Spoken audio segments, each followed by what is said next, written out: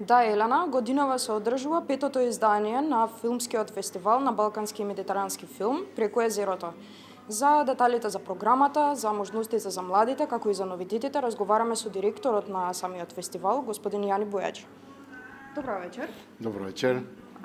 Еве, кои се новитетите што предвидува програмата оваа година и еве што ќе имаат можност да видат посетителите оваа година?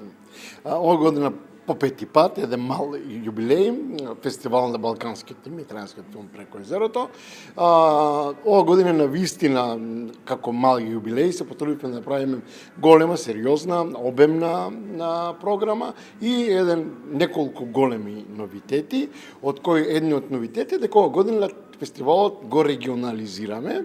Имено нашите намери се ова година фестивалот да се одржува во 3 града во исто време, тоа се Дојран, Гевгелија и Струмица.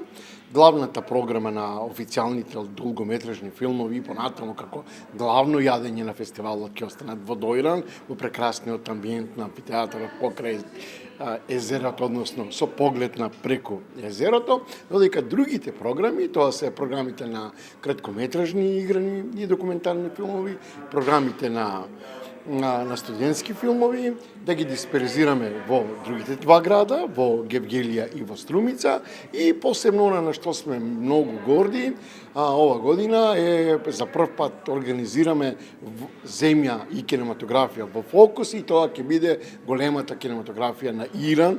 Еве, најавивте и поддршка за младите преку работилници и финансирање на дебютантски филмови. Колку ќе биде ова значајно за нив?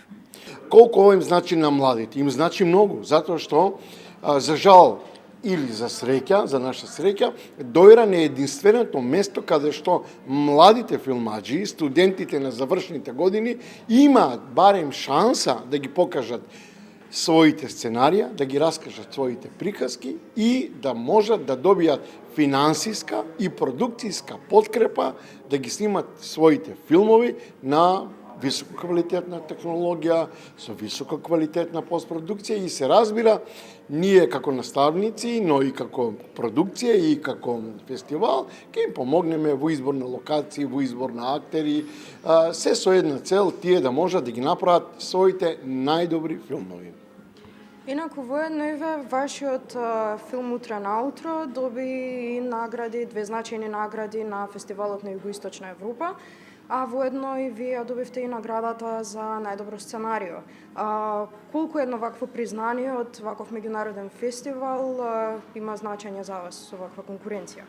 Убаво е кога еден автор ќе го покаже својот филм пред светот, кога ќе сподели приказната со други луѓе, со друга култура, со друга публика, и уште убаво е ако таа приказна биде препознаена, ако има идентификација и ако добиеш награда за тоа.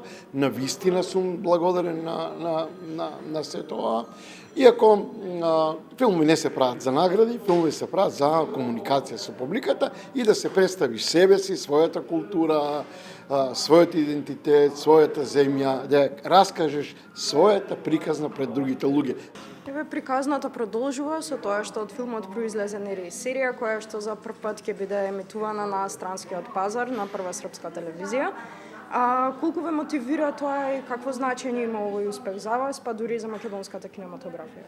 Да бидам најискрен, ова со серијата Утре наутро ми е подраго од колку со филмот, затоа што за прв пат Македонија успева да продаде играна серија на една велесила во производството на играни серии, тоа е Србија, која годишно произведува по 30 играни серии и е најмокната земја на Балканот, може една од помокните во Европа, во производство на современи играни серии.